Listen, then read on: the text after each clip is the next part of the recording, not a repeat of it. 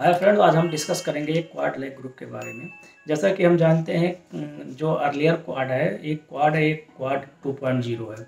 हम जानते हैं कि क्वाड जो है सबसे पहला क्वाड है, वो एक तरीके का मिलिट्री ऑर्गेनाइजेशन है जो कि यूनाइटेड स्टेट, जापान, ऑस्ट्रेलिया और इंडिया के बीच में एक तरीके से साइन किया गया है। और सन 2007 में उसकी शुरुआत हुई थी, लेकिन उसको एक अमली जामा बाद में पहनाया गया और 2017 में इन चारों देशों की एक तरीके से मीटिंग हुई। एक तरीके का मिलिट्री ऑर्गेनाइजेशन है। दूसरी तरफ हम दूसरे संदर्भ में अगर बात करें तो हम जानते हैं कि इसमें जो है क्वाड 2.0 में ये एक तरीके का इकोनॉमिक यूनियन है। इसमें जनरली अगर हम बात करें तो इंडिया, यूनाइटेड स्टेट, यूएई और एक तरीके से इजराइल शामिल है। ये एक तरीके का इकोनॉमिक स्टिमुलस देने के लिए इकोनॉमी को एक तरीके से बनाया गया है। इनका सीधा सा कॉन्सेप्ट ये है कि किसी भी तरीके से हमें चाइना राइज को रोकना है। उसी पर्सपेक्टिव में क्वाड 2.0 बना हुआ है। इनका ये मानना है कि एक तरीके से चाइना के बेल्ट एंड रोड इनिशिएटिव को टक्कर देगा और belt and road initiative successful ना हो पाए, उसी कड़ी में हम देखते हैं कि क्वाड 2.0 का जन्म होता है। अब हम देखते हैं कि न्यू क्वाड जो ग्रुप बन रहा है ये क्या है।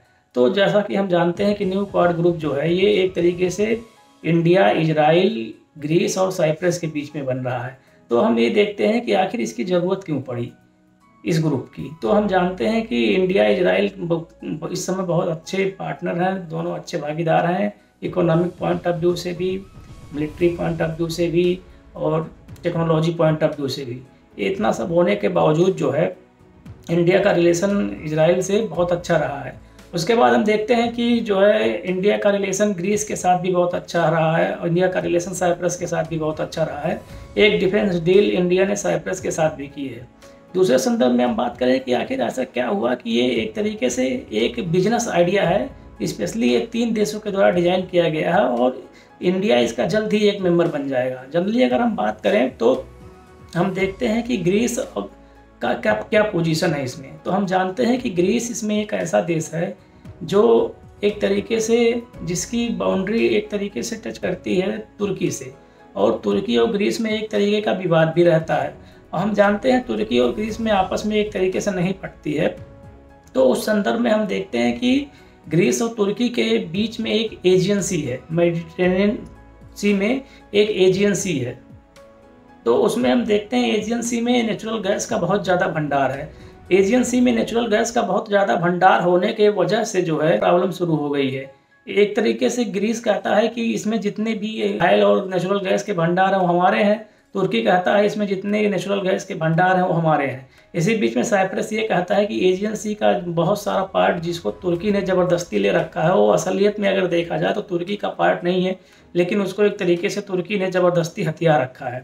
तो दूसरे संदर्भ में बात करें, इजराइल के संदर्भ में क्या है, इजराइल का कहना है कि हमें आपस में एक तरीके से मिलजुल के बैठ लेना चाहिए और एक तरीके से व्यापार पे ध्यान देना चाहिए, क्योंकि बिना व्यापार के हम लोग कुछ नहीं कर पाएंगे। व्यापार ही है इस रीजन के लिए एक तरीके से बहुत अच्छी चीज़ होगी। तो उसी कड़ी में हम देखते हैं कि इंडिया का आखिर ग्रीस के साथ क्या चल रहा है।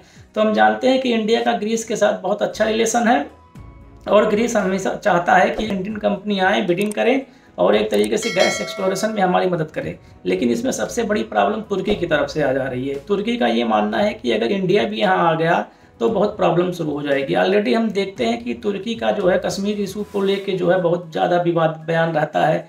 तुर्की का मानना है कि यूनाइटेड नेशन ऑर्गेनाइजेशन में का फोरम हो या फिर यूनाइटेड नेशन डेवलपमेंट काउंसिल की फोरम हो या यूनाइटेड नेशन डेवलपमेंट प्रोग्राम की बैठक हो या फिर G20 की बैठक हो या फिर यूनाइटेड नेशन सिक्योरिटी काउंसिल की बैठक हो, इन सब बैठकों में जहां भी टाइम और समय मिलता है तुर्की एक तरीके से कश्मीर राग अलापता है। उसका कहना है कि कश्मीर एक तरीके से पाकिस्तान का अभिन्न पार्ट है और इसको एक तरीके से इंडिया का नहीं मानना चाहिए। कश्मीर एक विवादित क्षेत्र है और इसको पाकिस्तान को इसको बिलोंग करना चाहिए। लेकिन इंडियन गवर्नमेंट ने हमेशा ही उसके इस रवैये को एक तरीके से नज़रअंदाज किया है। उसका ये मानना है कि Indian perspective point of view से अगर हम देखें तो पाकिस्तान ऑक्युपाई कश्मीर भी हमारा है और जो ये डिस्प्यूटेड कश्मीर की बात कर रहे हैं वो कश्मीर तो ऑलरेडी हमारा है ही। अगर हम रेफरेंडम करा लें पाकिस्तान ऑक्युपाई कश्मीर में तो वहाँ के लोग भी एक तरीके से तैयार हो जाएंगे इंडिया में शामिल होने के लिए। दूसरी बात देखें कि साइप्रस का क्या इशू है। हम जानते हैं कि साइप्रस जो है एक तरीके से नॉर्थ साइप्रस की बात करें तो नॉर्दर्न साइप्रस में एक तरीके से मुस्लिम लोग ज़्यादा रहते हैं और साउदर्न साइप्रस में एक तरीके से क्रिश्चियन लोग ज़्यादा रहते हैं। तो नॉर्दर्न साइप्रस में एक तरीके से मुस्लिम लोगों के ज़्यादा रहने की वजह से वहाँ पे तुर्की का इन्फ्लुएंस बहुत ज़्यादा है।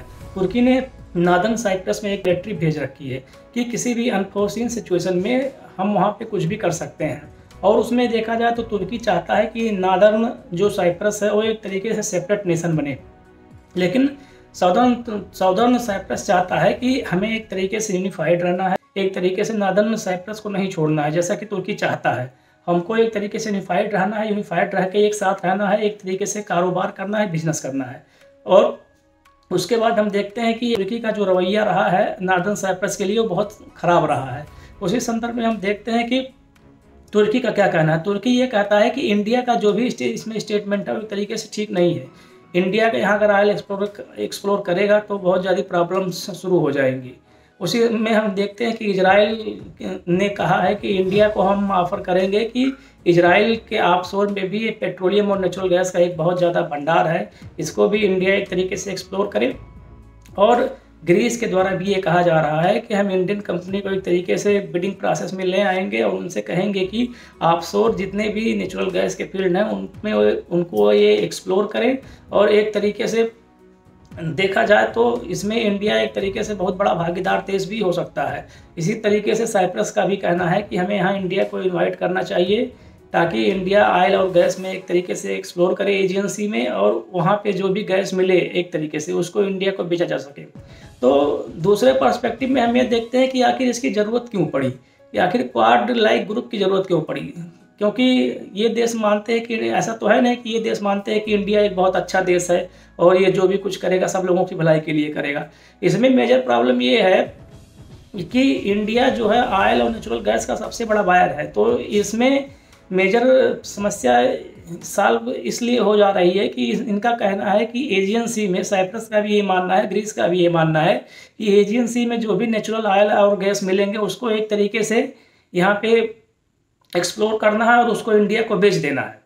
तो इंडिया को एक तरीके से बायर पर्सपेक्टिव से एक तरीके से वहाँ पे लिया जा रहा है, और बायर पर्सपेक्टिव के लिए जाने के कारण वहाँ पे इंडिया की डिमांड हो रही है। दूसरी तरफ तुर्की हमेशा से ही एक तरीके से कहता रहा है कि हमें ऐसा कोई भी डील साइन नहीं करना है जिसमें इंडिया यहाँ आके ऑयल एक्सप्लोरेशन करे। ऑयल एक्सप्लोरेशन इंडिया की तरफ से अगर किया जाएगा तो सारी चीज़ें ठीक नहीं होंगी। ये ग्लोबल एक पीस और स्टेबिलिटी के लिए एक तरीके से बहुत खतरा होगा। थैंक्स गाइस, आज के लिए इतना ही।